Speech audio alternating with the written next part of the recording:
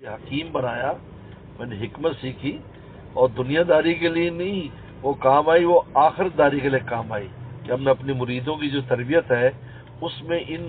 طبی اصولوں کو بھی سامنے رکھتا ہوں، لہذا اس کے مطابق ان کی تربیت کرتا ہوں میں، تو اس سے بے پناہ فائدہ ہوتا ہے، جوانوں کے لیے بھی نسخے، بوڑھوں کے لیے، اس کے لیے، اس کے لیے۔ تو یہ سیب کی بہت تاکید فرماتے تھے حضرت، یہ سیب کھاؤ آج سیب بگاؤ، اس لیے کہ جادو اور جنات جو ہے نا جی، ان کا اثر اگر قلب کمزور ہے تو ان کے اثرات بڑھ جاتے ہیں، اور اگر قلب قوی ہو نا تو نہیں اثر ہوتا، یا ہوتا ہے تو بہت معمولی اثر ہوگا۔ اور سیب سب سے زیادہ دل کو قوت دیتا ہے۔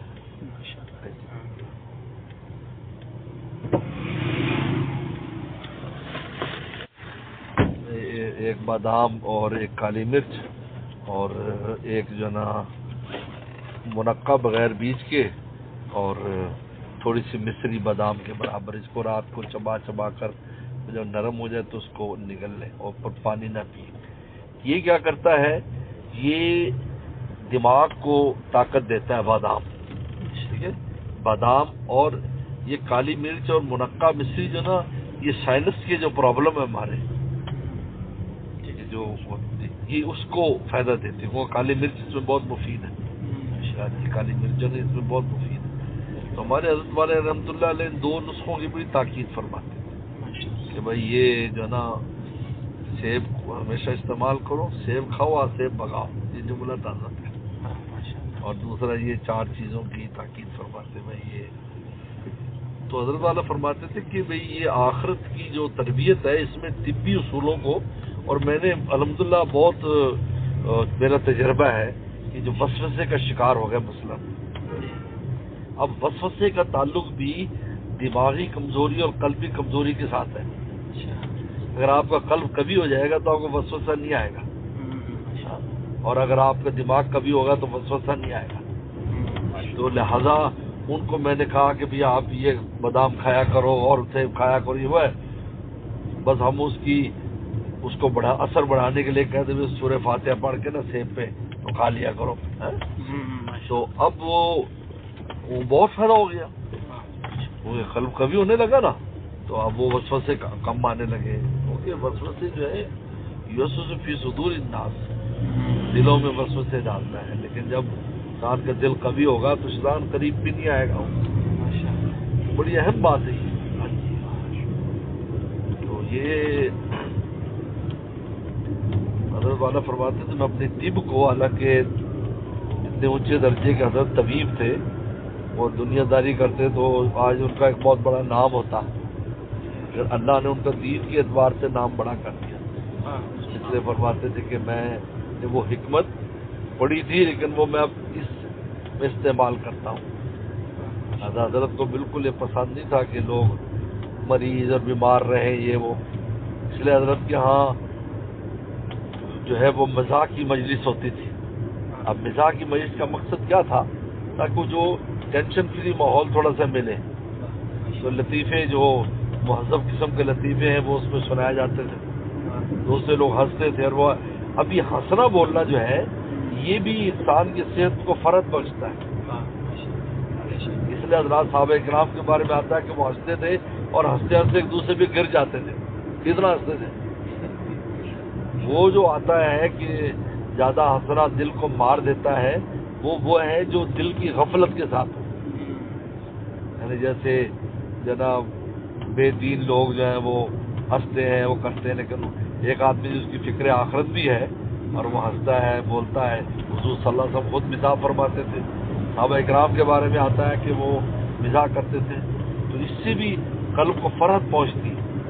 تو ہر وہ چیز جو ہمارے دل کو فرحت پہنچاتی ہے وہ قوت پیدا کرتی ہے اس میں، اور ہر وہ چیز جو ہمارے دل کو غم پہنچائے گی یا ایسا منظر ہے جس سے دل پر وہ ہوگا، اس لیے اسی وجہ سے کھانے کے وقت میں یا ایسے وقت میں کسی غم کی بات سنانے کی اجازت نہیں ہے، لوگ جس کا خیال نہیں کرتے، یا بیٹھے ہوئے کھانے کی مجلس ہے جی فلانا فوت ہو گیا، جی فلانا یہ ہو گیا، نہیں،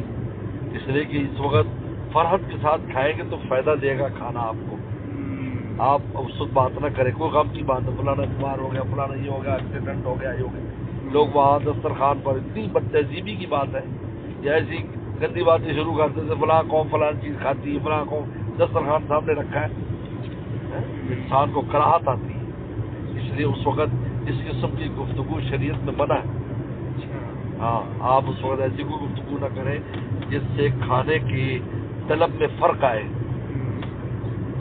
کیونکہ طلب کے ساتھ جب کھائیں گے اشتہا کے ساتھ تو تب بھی فائدہ دے گا نا آپ کو. اگر کراہتن کھائیں گے، زبردستی ٹھونسیں گے تو اس سے تھوڑی انسان کو فائدہ پہنچتا ہے. اسی طرح مریض کے بعد ایسی باتیں کرنا کہ جس سے اس کو مایوسی ہو، یہ جائز نہیں ہے. حدیث شریف میں آتا ہے، پیغمبر صاحب فرمایا کہ جب کسی مریض کے پاس جاؤ،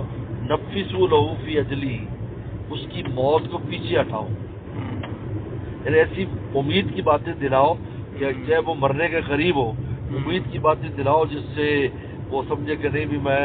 زندہ رہوں گا. نفسوا فی اجلی. تو صحابہ نے پوچھا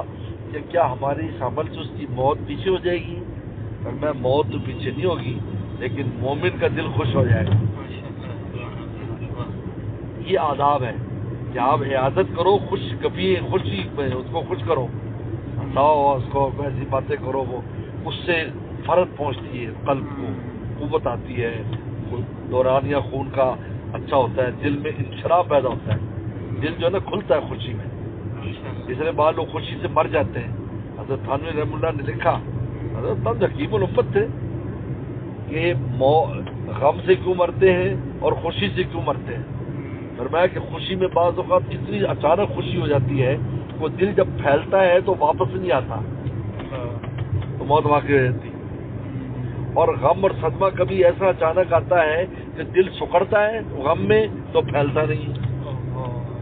دیکھو کتنی اونچی طبی بات ہے یہ. ڈاکٹر تو سرچ کرتے پھریں گے، بزرگوں نے 100 سال پہلے کہہ دیا. تو اب یہ دیکھیے کہ جب خوشی کی بات ہوگی تو دل میں دل کا جو ہے نا وہ کھل کر اپنا فنکشن کرے گا. اور آپ کو پتا ہے دل کے فنکشن پر اور خون کی سپلائی پر اور آکسیجن پر ہی پورا مدار ہے، اور تو کسی شے پر نہیں ہے نا. آکسیجن ملتی رہے، خون چلتا رہے تو بندہ صحت مند ہے. یہ دونوں چیزیں رہ جائیں تو یہ بہت اہم بات ہے کہ ان ایسے معاملات بعض لوگ صرف آخرت پر ہی ڈال دیتے ہیں. جی بس وظیفے کرتے رہو، یہ کرتے رہو، اپنا طبی طور پر اور غذائی طور پر کوئی علاج نہیں کرتے. یہ پسندیدہ نہیں ہے. ہمارے حضرت والا رحمۃ اللہ علیہ ہمیں خود حضرت نے کئی کتنے دیکھو بھائی یہ استعمال کر دو، دیکھو بھائی تم یہ استعمال کرو. اس سے الحمد للہ بے پناہ فائدہ ہوا، اللہ کا شکر ہے. صحت بھی اچھی رہی، کام بھی اچھا رہا، سب